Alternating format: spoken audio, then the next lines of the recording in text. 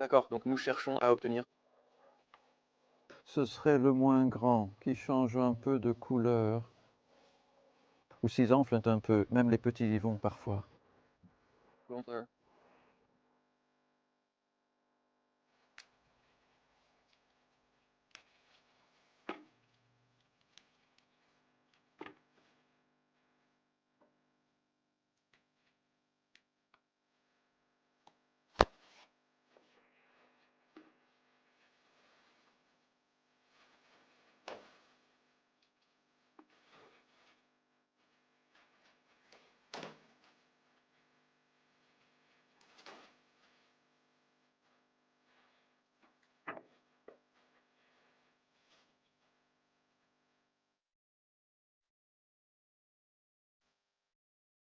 Il s'agit aussi de la cueillette, de la récolte et de la vente. Donc le côté des femmes, c'est au foyer que vous n'avez pas beaucoup vu, c'est en fait comme ça que moi. Je vends une partie des produits que nous cultivons. C'est un jardin maraîcher un peu spécial car on y filme, enseigne et écrit également. Donc tout ce que nous faisons n'est pas uniquement du maraîchage, mais il y a une dimension maraîchère chez les ménagers. Et comme ce matin, je cueille ces feuilles de salade pour ensuite les mélanger, les laver et les mettre dans des sachets de salade. Que nous vendons. Vous verrez ce processus et nous récoltons aussi quelques légumes. Vous verrez cela. Et pour la vente, comme dans des caisses au restaurant,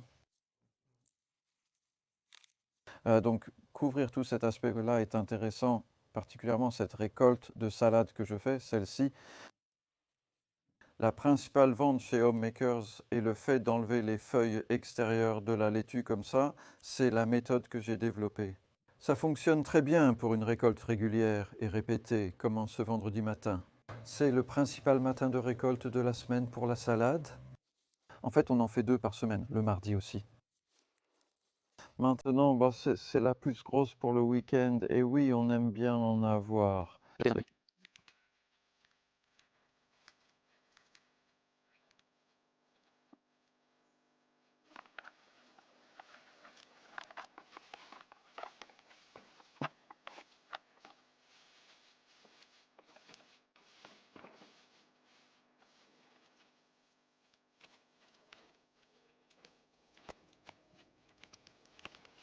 Merci.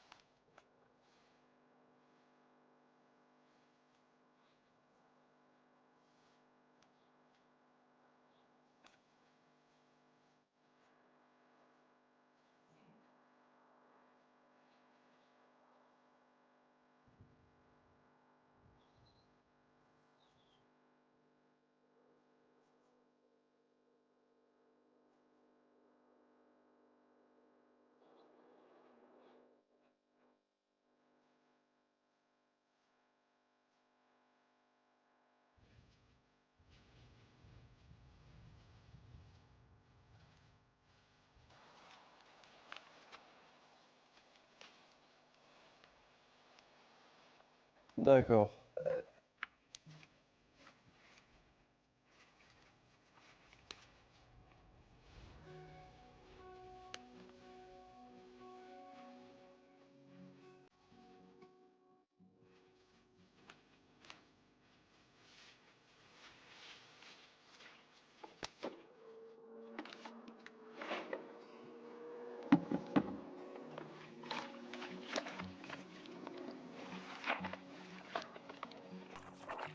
Merci.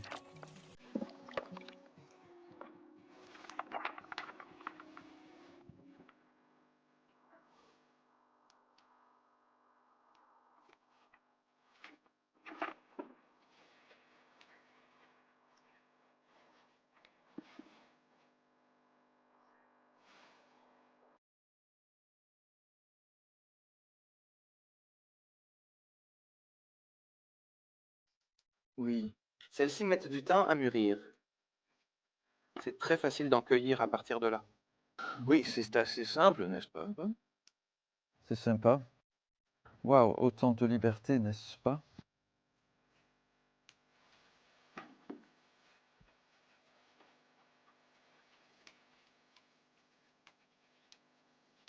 C'est ça.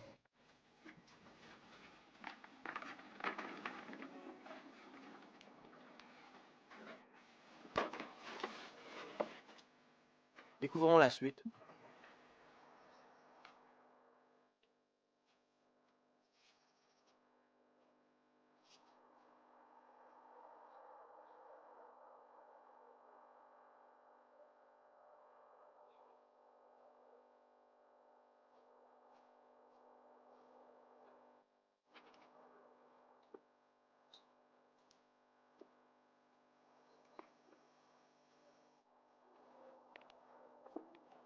Et j'aime vraiment le fait que ça montre d'une certaine manière que même quand on n'a pas beaucoup de cerveau, on en a assez.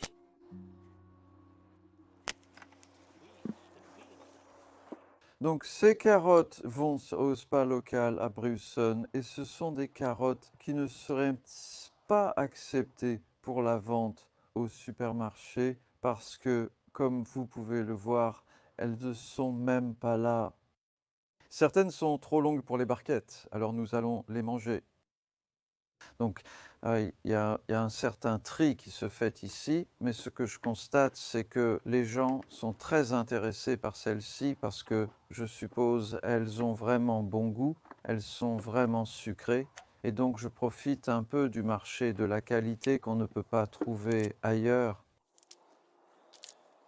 Cela dit, vous savez, des choses comme ces carottes ne sont pas vraiment rentables, pas comparées, disons, aux cultures de feuilles.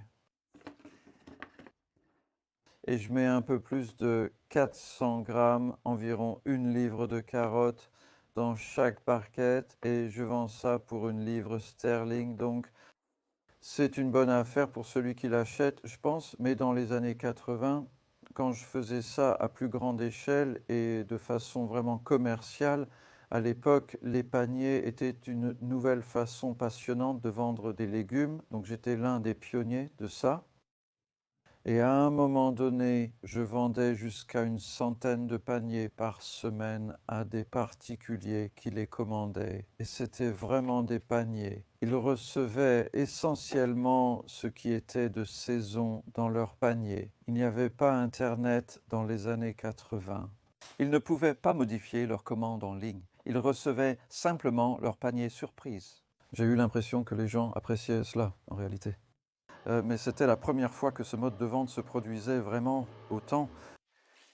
Donc c'était assez nouveau et excitant et je pense que cela a évolué maintenant vers plus de systèmes de type association pour le maintien d'une agriculture paysanne où les gens s'inscrivent pour une part de la production pendant toute la saison, ce qui donne aux producteurs un certain revenu.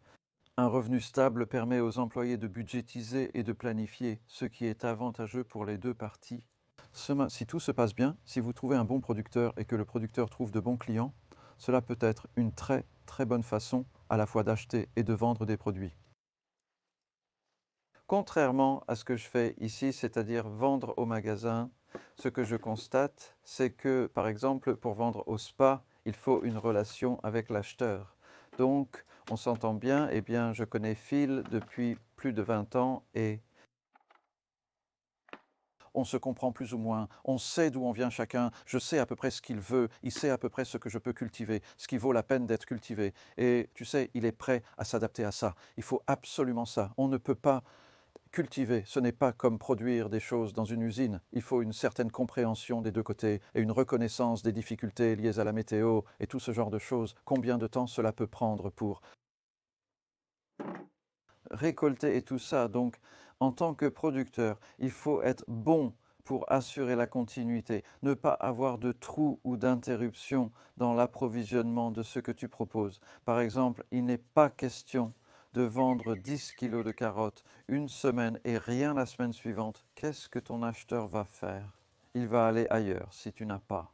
Tu as déjà entendu ça? Tu as entendu ça? Ou tu as entendu parler de No Diggity? C'est quoi ça? No Diggity. Je n'ai jamais entendu cette expression.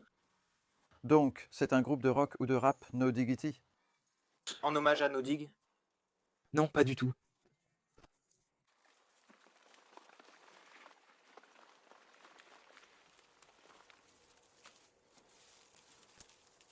Je ne sais pas comment l'expliquer en anglais, mais j'ai le sentiment, par exemple, que en Autriche ou en Allemagne, nous avons quelques personnes qui travaillent avec des chevaux de trait. Ils labourent avec des chevaux de trait.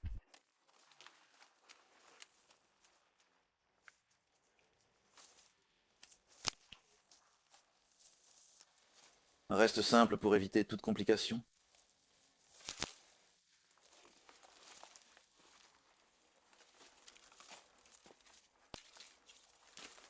Ça rend la gestion facile.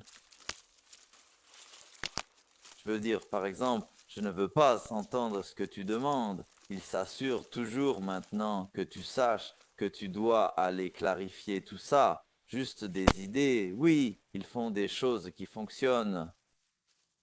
J'ai l'impression qu'ils sont un peu conscients d'un sens un peu plus profond de tout ça. Mais d'un autre côté, je pense que tu es en train de le faire. As-tu reçu beaucoup d'informations de chez toi sur les archives météorologiques historiques?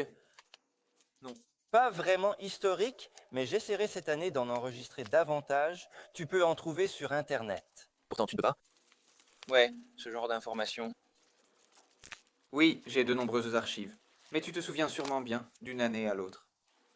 Eh bien, oui et non, c'est surprenant en fait. C'est pareil pour la météo. J'ai des relevés météorologiques assez précis. Lorsque je les consulte et les compare à mes souvenirs, je réalise combien la mémoire peut être faillible. Oui, c'est un très bon point.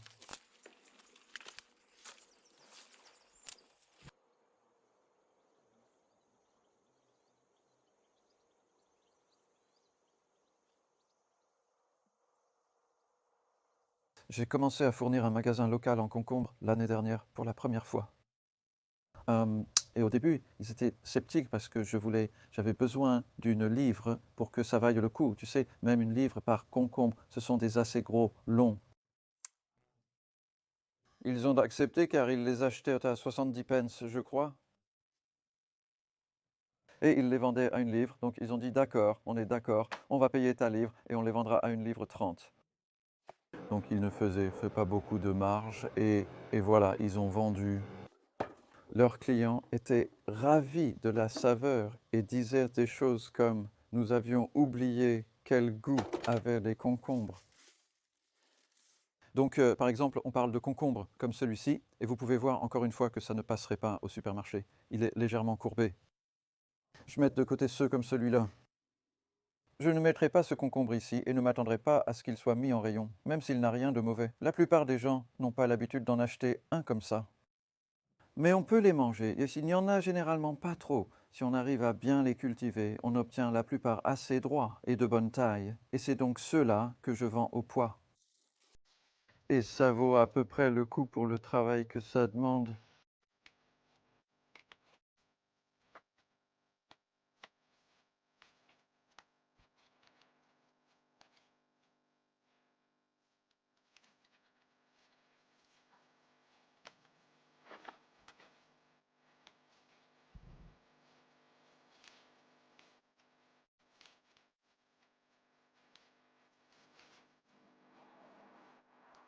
Je prends. Les tiges un peu plus bas aussi, pour que tu puisses bien voir les nouvelles pousses.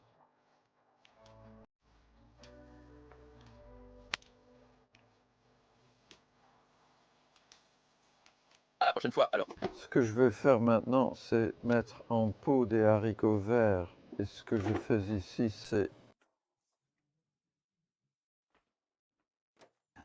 je mélange les verts et les jaunes. Donc on a des verts coupés. En gros, je cultive les deux. Et ensuite, je mets un mélange dans la barquette. Et les retours ont été plutôt positifs. Les gens aiment bien, ça a l'air joli dans l'assiette. Le goût est légèrement différent, c'est un peu unique. Je ne pense pas qu'on puisse acheter des haricots en barquette comme ça dans un supermarché. et certainement pas aussi frais, je ne pense pas. Et ça ne fait que environ 200 grammes, donc c'est un produit un peu luxueux. Puis je glisse un élastique par-dessus. Donc c'est vraiment un emballage minimal parce que je pense que vous savez, les gens au supermarché s'attendent probablement à avoir un film plastique par-dessus, mais je trouve que ça peut marcher. Et oui, les gens aiment ça. Si vous pouvez obtenir un emballage vraiment recyclable, c'est juste que c'est possible pour les haricots et les carottes, mais c'est très difficile pour quelque chose comme des feuilles de salade.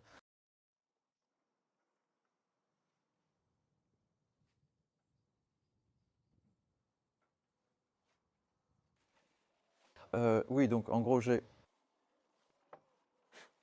3 caisses dans 3 piles d'œufs, 3 caisses dans chaque pile ont la même chose. Proportion. De toutes les choses différentes que nous avons choisies. Dans la plupart de tout cela, Et maintenant, il ne reste plus qu'à les mélanger.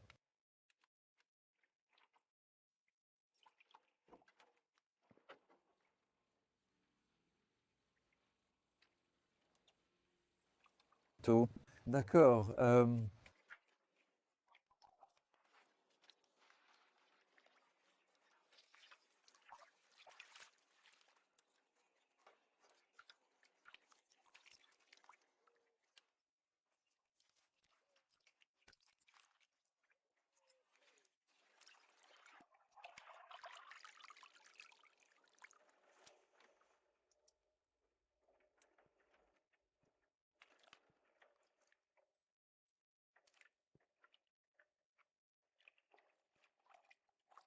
Merci.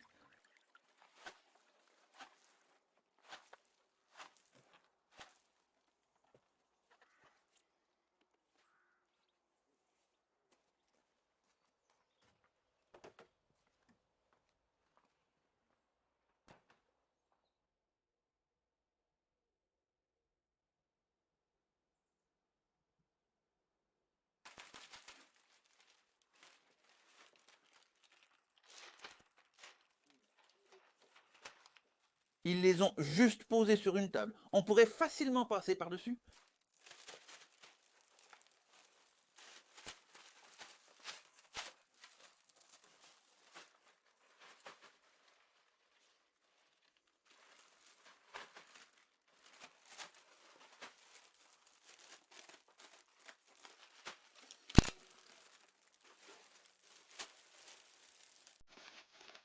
Merci.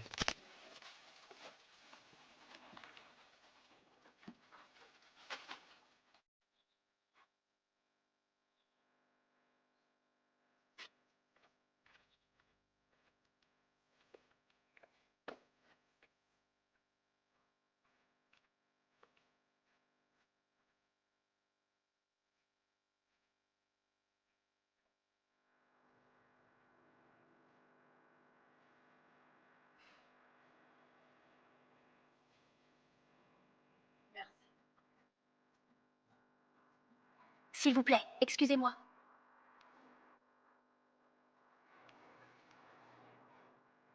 Bonjour, bonjour.